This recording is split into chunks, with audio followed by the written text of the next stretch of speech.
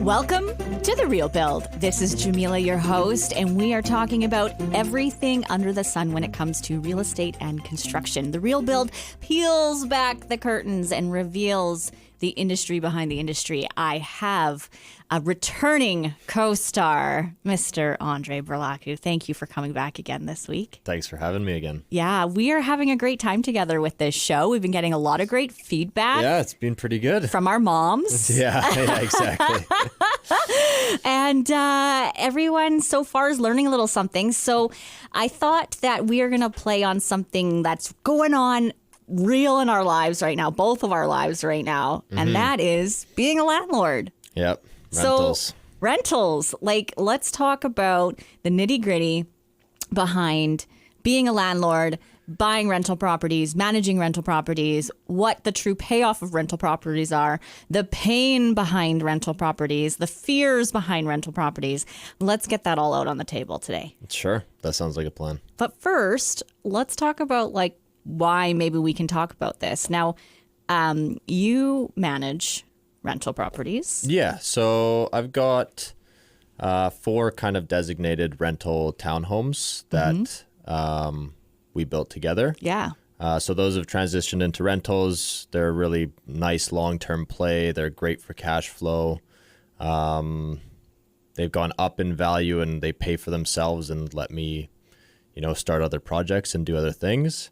And I've also got now a couple other condo units that I'm going to do rentals through. So yeah, so the condo building we just designed, developed, built over the last few years. Obviously, the sales market's a little soft, so you're turning a few of those into rentals. Yeah, exactly. And he's being very modest and shy, but he grew up with a family that also had rental properties. Yeah. And so we have 10-year-old Andrei with the hammer with his dad, helping take the tile off the wall and changing toilets.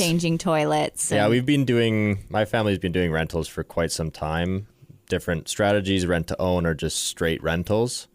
So I've always kind of been around them ever since we moved to Kelowna. Yeah. Just managing properties that other people are coming in and living and then coming out of. Exactly. Right? And making sure that remains profitable for your family. Exactly. Yeah. So we wanted to talk about being a landlord today because Andrei is bouncing around doing showings with these condos, and we're talking a lot about rental rates and move-in, move-outs right now, and I thought it'd be a great topic. Yeah, it actually fits really nicely. He's just realizing now as we're talking about this why I picked this. Myself, I decided before even getting into the construction world and starting a construction company and becoming a builder and a developer, I started with rental properties. Right. And for me, it was like I just couldn't see that RSP climbing high enough to ever get a retirement that I wanted to have, right? And so I read Rich Dad, Poor Dad. You're going to hear me talk about this book on this show lots of times. We actually bought it for Gravinder today, and we're going to get him to read it. Right, I've already started flipping through the pages. Lovely. And so that book sent me off into a tailspin. Yeah, it was the same story for me. My dad gave it to me, I think, when I was 18 or 19. Okay. And it definitely changes your perspective on a lot of things. Yeah. And so I started with not really much of anything, just saving my 2 pennies together, selling out some stocks to create little pieces of money here and there. And then, buying a property, moving into it, doing some fixes, building some equity, opening a line of credit, using that, moving into another property a couple of years later. I joke around. I spent all of my 30s every August long weekend renovating a rental property. Mm-hmm. And I said on my 40th birthday, that's it. I'm not doing it again. I have enough rental properties. What am I doing this August long weekend? Renovating my rental property. Oh, best gym pass you'll ever buy. Mm-hmm. It's always nice too in a market kind of like we're experiencing now, where it's a little bit slower. You get a lot more bang for your buck doing those kinds of renovations on rental properties because there's kind of a huge amount of choice for renters out there. Well, I guess I can't say that. More than typically. And so having a property that stands out kind of becomes more apparent in times like this. Yeah, same with a seller's market to a buyer's market, you know? Exactly. When you get a little bit more choice. Now, I don't think the rental pool is quite It's not there yet. They're still limited. It's incredibly tight still, but I guess But all these condos that are going up, yeah, once exactly. they finish, there is going to be a flood of condo, of brand new rental opportunities, right? And just to touch on that, like an insider tip right now, working in the construction industry, if you do have a rental property or you have a basement you've been thinking of turning into a suite, or you've been thinking even of your own home updates, now is the time. Yeah, before a lot of that apartment product comes online. Well, a lot of the residential trades have some space and time for this work right now. True. Yeah. In terms of getting the work done, absolutely. Yeah. And I know if you probably tried to do this a couple of years ago, it was very difficult. You may not even got calls back to do renos. Yeah. It was way too busy. There has been a shift. And if you have had a little reno project waiting on the side, it could be a good time to reach out to people. So that's just a little insider tip on that. And there isn't like supply demand craziness. You can get some product in a couple of weeks. You can. Yeah. So that's a good thing. So being a landlord, now it does take work to be a landlord. It's not entirely passive like everybody kind of makes it out to be. Yeah, you're not going to buy a rental property and then like never think of it again. Typically, no. And if that's the kind of passive investing you want to do, and investment accounts, GICs, I don't really know much about investing because I'm all in real estate. But you can still invest in real estate through like REITs, which are real estate investment trusts. Yeah. Those are publicly traded. They give you exposure to the real estate market, but you're not able to control that asset, which is kind of the beauty of, real estate in general, at least that I see, is that it's an asset that you can control.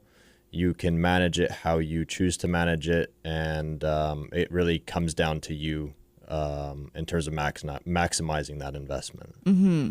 And if you want to be a landlord, some qualities to have as a landlord is good people skills. Definitely. Right? Yeah. Good at interviewing people and kind of sorting out, getting a vibe from people. Yeah. You build that over time for sure. Yeah. Little handy or willing to do the work. Yes. And willing to pull up a YouTube video. It's probably easier than ever to be a handyman for your rental property, because you can just put your struggle in your Google search bar, and there is a YouTube video that will show you, and you'll be surprised out there, but like behind that drywall, every single house is the same. Yeah. It's all 2x4s, some wires, some plumbing, and it's very obvious where the wires and plumbing is. You aren't going to hit it.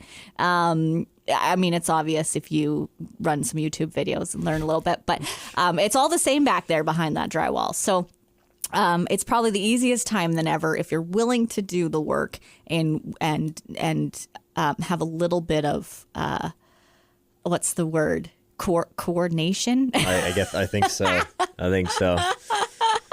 Yeah. So if you're good with interviewing people, you're good at doing a little bit of handyman skills, you're willing to do that work, then those are typically the skills you need to be a good landlord. I think that covers it pretty well. Yeah. A little bit of skill in marketing too, but there's lots of tools out there that can help you with that. Again, the internet has made this an easy job with very low overhead to do these types of things, which we are going to dive into as we keep going today. Next up, actually, I want to talk about all of the standard fears you hear around being a landlord. Talking about, not having people in your space or hearing people, right? Some things you can do along that. And I guess the fear of like fixing up the property and wear and tear on the property and it getting wrecked. We're going to give you some tips and tricks from the experts on what we do to make sure we limit those risks and help you reduce your fears. We'll be right back. Welcome back to The Real Build. This is Jamila, your host, and we are talking about being a landlord today. I have my good friend, Andrei Burlacu with Great A&A Properties joined us again this week. Hello again. Yes, and we just finished up talking about kind of our experience of actively being a landlord and the key traits that you probably want to have if you're thinking about being a landlord. Now we're going to talk about some of the fears we have around being a landlord.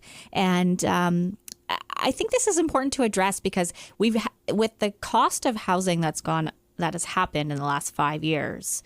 I know 5 years ago when I was building houses for people, they did not want a suite in it. You know, it was, and I don't want to share my space with people. I don't want to hear people. What about smells? How do I get them out? Like, what if this goes terribly bad? And the only reason why someone would want some kind of a suite was because they had their parents going in there, or it was for when family was coming to visit. Yeah, I feel like rentals weren't really that big of as huge of a industry as it is now. Yeah. Yeah. And now, fast forward, the last 3 years, I didn't build one house without a suite. Right. Everything had a suite. Yeah. And now even more with Airbnb needing to be in your primary residence and so on, the suite has become the golden goose, the golden egg, right? To help, bring in some revenue, counterbalance those new mortgage payments that might be higher than anticipated, bring in some revenue, give you some flexibility with the property. Yes, yeah, definitely. And so now some of those fears, though, around being a landlord is one, I think the biggest thing is like getting the right person. Yeah. Yeah, your tenants obviously can make or break your rental experiences. And I'm sure most of the listeners here have heard of a rental horror story or a rental gone wrong. Yeah. As people, we like to talk about the things that are going wrong, not the things that are going right. Exactly. And I mean, that it brings up a good point is you'll hear about the rental horror stories more than you'll hear about the 10 others that are going perfectly fine and there's no issues with them, right? So it all comes down to the choice of the person, and there's always ways around if you do get stuck with a tenant that's not the best. Now, there is a complete path on how to do this properly. There's a whole profession out there, property managers, right? They have applications, they have all this stuff. As an individual, though, who doesn't have a property manager license, you can go online to Tenancy BC. Is that the right kind? Yeah, RTB. You put that in the Google search bar and you'll get close to the right thing. They have tenancy applications you can print off. Yep. They have all of the... They have standardized contracts. They've got applications. They've got condition reports. They have every single form that you need to do a rental legitimately and everything above board. Renting with pets, renting without pets. Yep. It's all that... Eviction processes, everything is there. All the documentation is there for you as you need it. And you can also run credit checks on people. Yes. Yep. Have you done that? I typically don't do credit checks. Usually people are still kind of wary about credit checks. They still think that a soft credit check will ding their credit. Usually you can ask people for snippets of their bank statements. They're usually pretty open to sharing that. And references are honestly the best form of kind of filtering through people that I've found. And, over the time you kind of start to realize and find out when people have put their friend or somebody as a reference. And so you can suss those people out pretty quickly. But yeah, the references that people give you will give you a pretty clear picture on who they are as a person, especially if you know the questions that you want to ask. Well, and this is key because I am like trust people instantly. I meet you, I'm like, oh oh my gosh, she's so great. They're so great. They're a lovely couple. They got the cutest puppy. They're going to have a baby. Everyone shows the best when you first meet them. And you don't get to really learn how they handle tough situations until you get into tough situations. So checking references, previous tenants, how did the tenancy end? How did they leave the property when they left? What are some other questions you ask? Talking with employers is really good too. Like you'll hear about their work, their tardiness, their ability to work. A really good green flag that I've heard quite a bit recently actually is people that are about to get promotions. So somebody's doing a certain trade and they're like, I call the boss and he's like, yeah, so-and-so is doing really great at work. We're actually about to promote him because he's coming up on his hours. So that's like a huge green flag that shows that, there's some dedication and some skill that this person has. But not all bad stuff is bad. No, and especially with the past landlords, you'll have somebody like a past landlord that says, there was a weird smell from their dog and they let the dog pee outside right by the door and I didn't like that. But you go and you talk to them and you realize that, one of the neighbors had a dog in there illegally and that was the dog that was peeing at the front door. So there's always kind of a story around it. It's just kind of about collecting as much information as you can and then making a decision with that information. And then choosing what you want to tolerate, what you don't want to tolerate, right? Like dog peeing outside, dogs pee outside. Exactly. It's fertilizer, there's stuff to mitigate that. Big partier, said they weren't smoking, they're smoking inside. Like you want to filter that stuff out. I've had the smokers who say they don't smoke and then they smoked inside.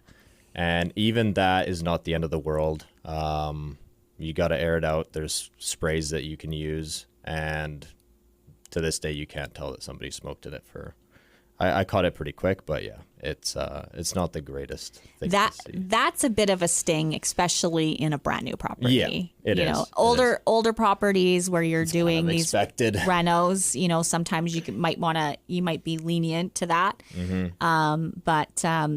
But yeah, getting the right person involves asking good questions, getting references, and following up those references and listening to what they have to say, and then piecing the whole story together, and then making a decision if you want to go ahead or not, right? Damage to the property. Yeah, so a lot of people are scared about damages too. Yeah. And the way you kind of have to think about this is, okay, if they're going to damage the property, there might be, scratches on the walls, might have to paint the place, which, realistically, if you're painting a townhouse or a condo, you can kind of do that yourself in a weekend with a couple $100. So I don't see wall damage as that big of an issue. And wear and tear on a home is going to happen, period. Yeah. If you're living there, someone else is living there, like that's just what it is. Yep. That's part of the job. And that's why we have a damage deposit as well, right? Like exactly. You've got a couple $1,000 there that if stuff goes awry, you have some money saved up where you can do these repairs. So wall damage, not a huge issue. Appliances is kind of the most expensive one that you'll see, but usually you can tell if the tenant's maintaining the property very well and an appliance breaks, and you're out of your warranty period, then unfortunately that's on you. Your appliance just broke. Things aren't made like they used to be made. No, and you can pretty much count on every couple of years you're going to have an appliance. Unfortunately, you need to do something. That's the case. Yeah. A lot of the times it can be fixed though. Like you can get. It depends. Yeah. An appliance repair person. You can. And it's good to get the quote and the estimate from them at least at the beginning. But sometimes they'll say, it might be this part or it might be this part. If you want to replace both of them, it's going to be $800 and a brand new one is $1,100. Yeah. So now sharing spaces. So soundproofing. Right? Yep. So new construction is built with a soundproofing code and fire rating code. Yes. So they're typically very well soundproofed between each other. Yeah. a lot like they would in condos. Older construction, older homes, which typically are the best cash flowing rental properties, you might want to consult on upgrading some of the soundproofing. Yeah. And a few $1,000, like $2,000 to $3,000, you could add additional drywall layers and some insulation, and you could probably soundproof it up really well. So it's not the end of the world. It's definitely something to think about. Now, coming up next, so we've been talking about the fears around rental properties, and hopefully we've kind of given you a couple of solutions to those fears. But coming up next, we're going to talk about ending tenancies. Getting the renters out, whether they're ending it or you're entering it, and what that looks like, because that's also another fear around being a landlord. Welcome back to The Real Build. This is Jamila, your host, and we are peeling back the curtains behind being a landlord today. I've got my co-host and my friend and colleague, Andrei Burlacu, here with me. And not Andrew. Oh, my goodness. It's all right. Andrei. Hello. Hello, everyone. So we've been talking about being a landlord. Yep. We talked a bit about our experiences about being a landlord and the fears we hear around people not becoming a landlord. Yeah. Now, another big fear is ending the tenancy. Right. Like the way the Tenancy Act is created is very much in the favor of the tenant. Definitely. 100%. And so reading the Tenancy Act, which sounds like not a fun thing to do, but if you're going to be a landlord, reading this and understanding kind of how you do this, and you follow the steps, Yeah. and stay on top of your documentation and your paperwork of while people are in the place. So do your quarterly inspections. Yep. Right? And if there is damage, document the damage. Take pictures of this stuff. If you are having noise complaints, if you are getting complaints from the neighbors, you need to call them, address it, document it. All this documentation is going to help you if it does start to go sideways. So that you can end this tenancy. And the big one is like paying, right? The fear of someone just not paying at the end. Yeah. Now, I've been at this for 10 years with 9 different rental properties. And in 10 years, I've had more people die in units than I've had not pay rent. which sounds pretty terrible, but life happens, and unfortunately, you've got an older couple at their end of their life, and that's something that also happens in rental properties when you have them. Life happens everywhere; it's where they live. But that was more to just make a point of that. I haven't had people run out on rent. Usually, that is sorted out. Yeah, I had a couple. Yeah, there was a few missed payments during COVID when everything was going crazy right at the beginning. Fair. Which is totally fair, totally understandable. Unforeseen circumstances. Unforeseen circumstances, definitely. But other than that, it really, really depends on your screening process and who you're selecting. That's going to be your number one thing to if people are paying or not. Yeah. Because, even if somebody has the money, they can still not pay you, right? At the end of the day. So it really comes down to the character of the person that you're choosing. Right. And when if they do not pay, that's the fastest trigger that there is in the Tenancy Act to remove someone from the property. And there's a very clear process. Yeah, they have some leniency periods, and you have to make sure you file your forms, but that is the quickest way. Yeah. So other reasons why people might want to end tenancy is that they're selling the property. Yeah. When you sell the property, you've got to give them now 4 months. 4 months notice. Yeah. And then, and that would be because you might want to do a bit of a renovation and spruce it up. The problem tenant, which we just talked about, or you yourself want to move into the property. Yeah. And that is, as an owner of your property, you have every right to file an eviction notice and move into your property. Yeah. It does take a period of time. They just changed it. I think it just went from 2 months to 3 months. Or 3 or 4, I think. But you can also give that notice for that and move into the property. And then people also move. Like they change jobs or they want different spaces, and then they'll just, they'll give you notice that they're leaving the property. Yep. If people leave before your contractual date, then they're still on the hook for, rent until you're able to lease up the space. So let's say, no need for an example. It's kind of self-explanatory, but Yeah, so the contracts are pretty clear for both sides, and if you understand them, read them, and follow along and keep good documentation, all of these exit periods could be fairly painless. yeah. And to be honest, turnover in your rental property is actually positive. Exactly. You get to catch up with market rents if you haven't been doing so. Yeah. So if you have a rental property, or you think, I want a tenant that just kind of lives there forever, which is also not a bad thing. Not a bad thing. Like, you just want to make sure you stay on top of increasing your rent every year, because there's a certain percentage you can do every year, and it's not much. So if you fall behind on that, then your rent is not keeping up with inflation or repairs and stuff. You do need to think of this as a business for yourself. Property taxes. Yeah.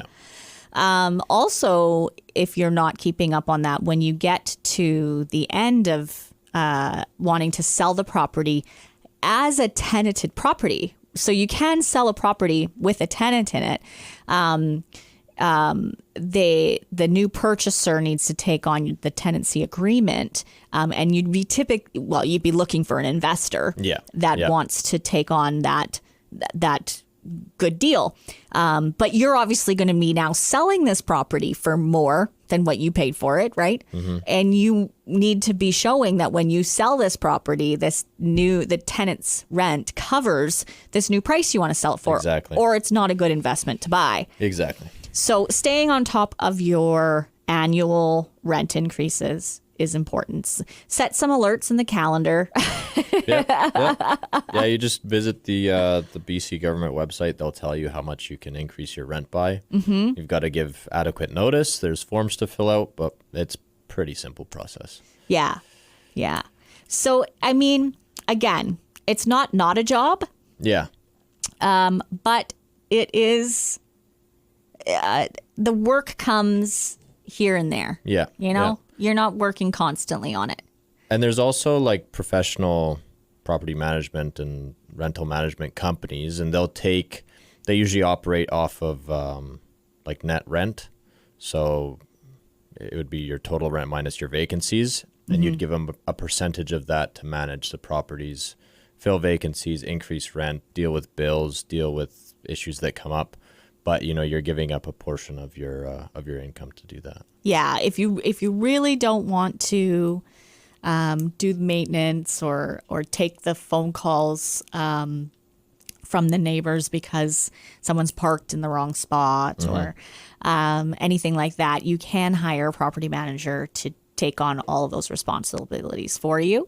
And it's super ideal if you work out that cost in your cash flow evaluation. And then you've got someone looking after it for you. Yeah. So now when you've got rental properties and like we've kind of talked about all of the worst case scenarios. This show. Why do we do it?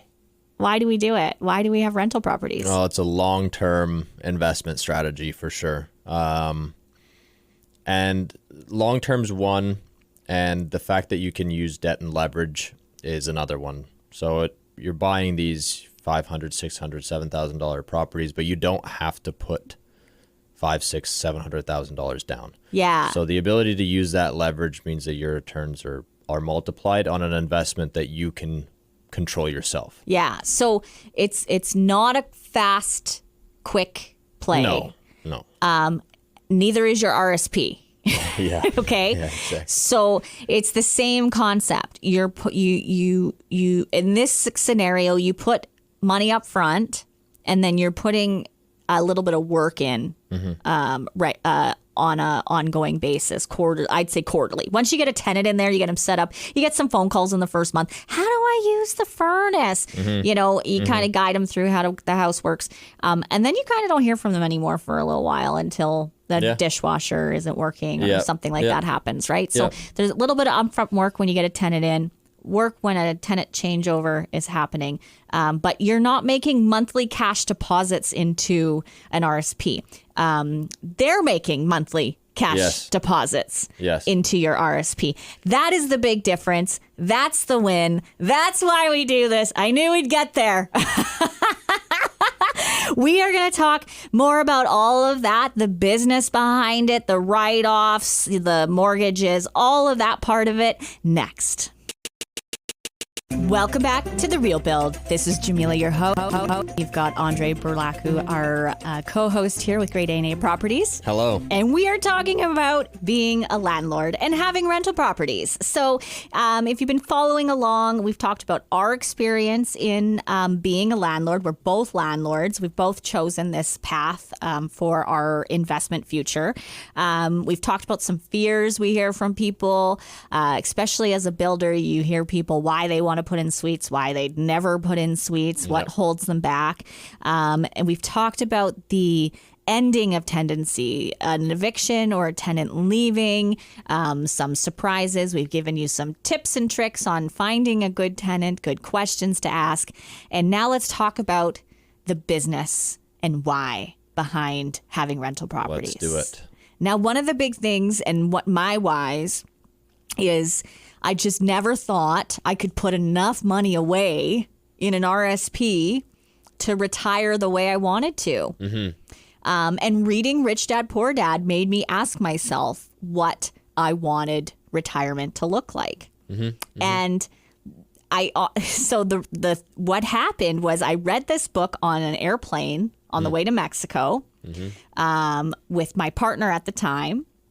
And we were sitting in the resort on the beach, and I looked at him and I said, how many rental properties do we need to have? Keep in mind, he did not read this book. I read this book. My brain is going. I've kind of said a few things to him, and I just said, how many rental properties do we need to live at an all-inclusive resort for our entire retirement? We were in our early 30s, right? We're thinking 65. And he's Rain Man, okay? And we're still partners today in our real estate and our businesses. And because he's Rain Man. And then I started drinking my margarita because I just threw it out there. And I totally was in vacation mode. About 30, 40 minutes later, he says, we need 10. No, 8. We need 8. Yeah. We need 8. We need 8 rental properties by 40. And paid off by 65, 25-year amortization mortgages. And we can have enough cash flow from those rental properties to live in an all-inclusive resort every week of our retirement. And that was the beginning of it. There's no way that I could have put money in an RSP to achieve that over my lifetime. I mean, I probably could have if I...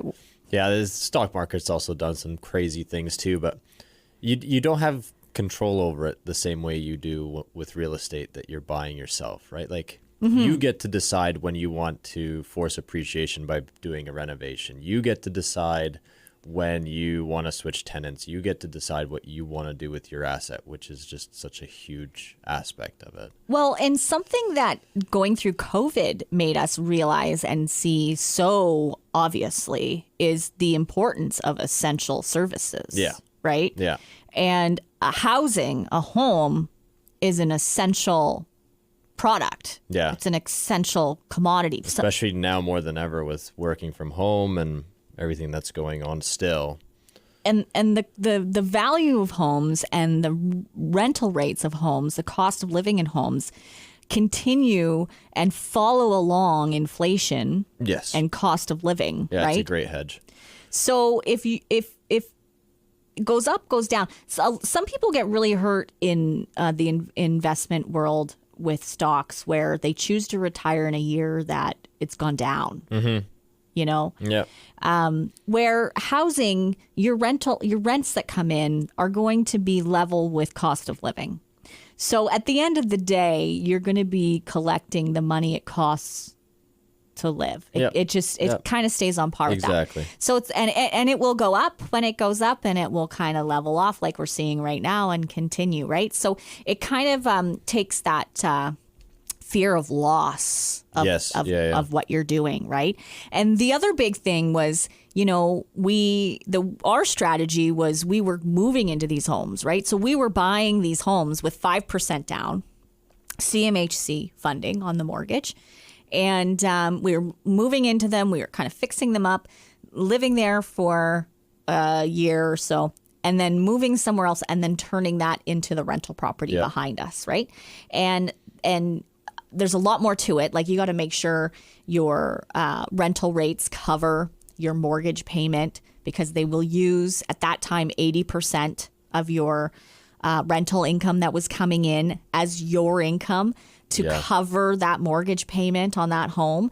So that then allowed our income to open up so that we could buy another property without using that one, right? They have gotten stricter over the years in terms of that kind of mortgage financing, but the principle is still the same. They're still looking over at the same things. You have to make sure that your income covers all of your expenses. Yeah. And houses cost more now, and making those equations work out now can be tough, but we're moving into an era where opportunities are gonna start coming out of the woodworks for this stuff. Yeah. And so thinking about this, especially if you're in kind of your 30s and you're planning out your retirement, picking up one rental property, one good single family home deal that has a suite in it. Or even a townhouse, a townhouse, right? An older townhouse that you can put a tenant in. And let that ride for the next 20 years. That could be $700,000, $800,000 added to your retirement fund, with very little of your own money going into that. So that's the drive behind being a landlord. Yeah. And also during your working years, if you're purchasing the properties under your own personal name, which is fine to do if you don't have too many of them, you get a lot of nice tax write-offs as well, and deductions because of the interest you're paying, the fees that you're paying, the maintenance costs that you're paying. Yeah. So all of those things can get deducted against the income that you're also making from your other job. Yeah. And talk to a tax specialist, but yes. Talk to a tax specialist. Disclaimer, we're not tax specialists in here. And our properties we were buying, like, we were trying to get rich that day. We wanted to have, $300 of monthly cash flow from them that we stockpiled for repairs or stuff that could come up with the property. The point was to get the money in the retirement, right? To stockpile that investment portfolio in retirement. And so that is the long-term portfolio investment into real estate. That's really. Right. Yeah. And maybe you're not in your 30s and you're thinking, oh, like this, I love this. People, if you're thinking about generational wealth, if you have kids with kids, when my daughter was 6, I knew the RESP was never going to build fast enough. And so I drained that and bought her a condo, and bought a rental property that we can now leverage. She's graduating this year, going into grade 12. So there's that property there that can be leveraged for any future education, maybe a home she wants to buy. So I chose to do that route in that scenario too. That's great. But if you have grandkids, that you're putting, a couple $100 every month away for them, maybe looking at getting a property and having someone else putting a couple $1,000 away every month for them. Yeah. Yeah. Leverage is great. And being a landlord right now, that is what our country is asking for. Housing is at a critical need. Yeah. And when you can see a need and fill a need, usually you can find a winning make some combination. Yeah. So, I mean, obviously you're talking to two people that are super pro being a landlord. Yes. We've had the goods, we've had the bad. Yeah. It's a little bit more challenging now with current policies and the government the way it is, but Yeah. doesn't make it impossible. Doesn't make it impossible. And also, you don't need to buy in your own town is something people should That's think about. True. Yeah. Yeah. Especially with Kelowna the way kind of the prices are right now. Yeah. Yeah. You could look outside into rural areas, Grand Forks. And that's where you'd be looking at property management companies to do a lot of that work for you, because there's no way you're running out to Grand Forks to fix a dishwasher on a Sunday night. Yeah. So anyway, we have got to wrap it up today on The Real Build. If you have questions for us on all these topics, you can find us on Instagram with The Real Build. You can also find us on Facebook, The Real Build. You can call in, message, text in, and we will answer your questions. Might make good topics for next week as well. Anyway, keep listening. Thanks for listening, and we'll see you next Tuesday.